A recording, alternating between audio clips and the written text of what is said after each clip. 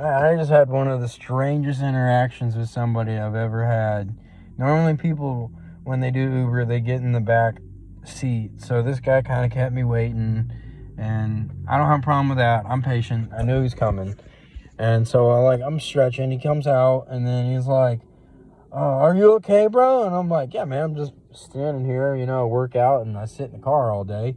I'm just waiting on you. You're good. And he's sitting there eating popcorn. I'm like, hey, man, please don't spill out my car. He's like, oh, I brought it for you. And I'm like, no, thank you. I appreciate it. He's like, okay, well, whatever. And, he's touching on me. He's, sitting here, and I don't want to be, unfriendly because I got a long drive with this dude, but I'm just, just concentrating on doing your job right now. Because I don't want to say the wrong thing to this motherfucker. I could already tell it was, this dude was testy, and he'd been drinking. And so my instincts were right. He's talking about being in jail and just getting out of jail, and how, he's been in fights, and he's asking me, what I'm about, and what I'm on, and what I do, and seemed like an okay guy. I'm not being judgmental, but he was African, but not Haitian. He spoke French, not Creole. So I think he was French, something or other. I don't know. And then I don't have a problem with that. The next dude gets in my car. Of course, it's an Uber share. He's Haitian, so they're he's trying to talk to him in French, and the dude, this dude had so much energy. He's like, let's go to the strip club, man. You taking me to the club? You want to go, right? Let's go to the club. Dude, I have no money, otherwise I wouldn't be doing this job. I'm in school right now. I don't really want to be. I'm like, thank you. I don't explain all that. I'm just like, thank you. No, thank you. He's like, come on, man, I'll pay. I got money. No. And I'm like, no, thank you, bro. I swear to God, either this was the devil tempting me, or it was something else, because it felt like this he was all over the place. But he's definitely tempting me, and I stayed firm. I'm like, no, thank you. I just started, so I haven't made but $20 tonight, and what was weird is he said something to me, and I'll say that here in a minute. I'm just trying to tell the story of this guy. He's telling me he has money. He pulls out his bank slip, showing me that he just deposited $9,400. I dislike people that talk like this, because he's all like, oh, well, I'm not going to tip you because you're not hanging out with me. I'm like, that's fine. You don't have to. And he ends up sliding me a $5. So I don't care. I got $5. That's cool. But he's telling me, oh, I got all this money and this and that. He pulls out another 20, and he's like, I'm not going to give it to you. You're a liar.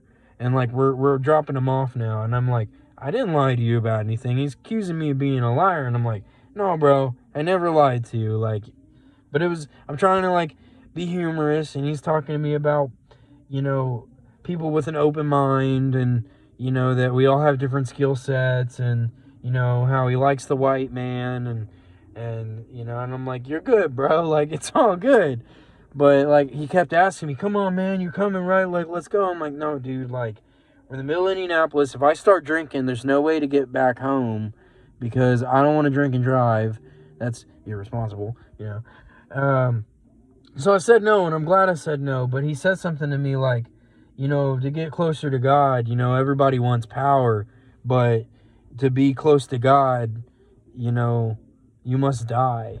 He's telling me that I have to die to be closer to God. And I'm like, I don't know how to feel about that, because I feel like being a Christian and being spiritual, you want to be close to God while you're alive. And of course you want to have God in your heart, in case, today is your last day. So I just, that rubbed me the wrong way. I'm just like, okay, I don't know if this is good or bad. So of course I just said no. I finished my job, and I'm over here getting gas real quick. And then before I make this video, this dude's he says that he lost something in my car, and I'm like, I checked. I don't steal things. He didn't lose anything.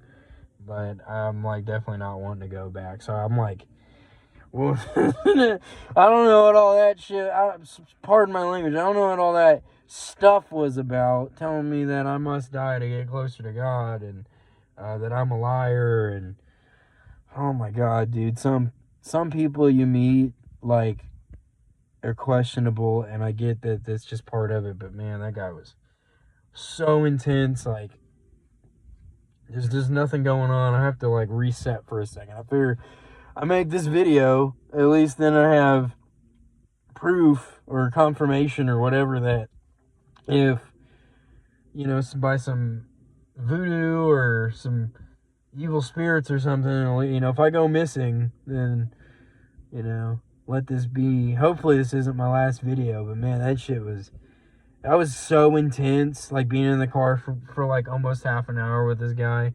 He was cool. We ended up being like friendly, but then when he gets out of the car, he called me a liar, and I'm like, I shake up with him. I'm like, bro, I don't lie. I never lie. Never lied to you about anything, but okay, you have a good time. I feel like you're gonna have a great time. Go see some titties. Go have a good time, you know.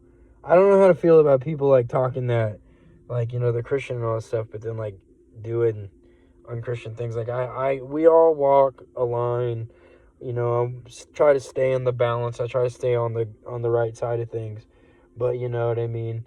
You know, we all do things, so I'm not judging. I can't talk from a place of judgment. It was more so just it made me really uncomfortable, and I wanted to make a video about it.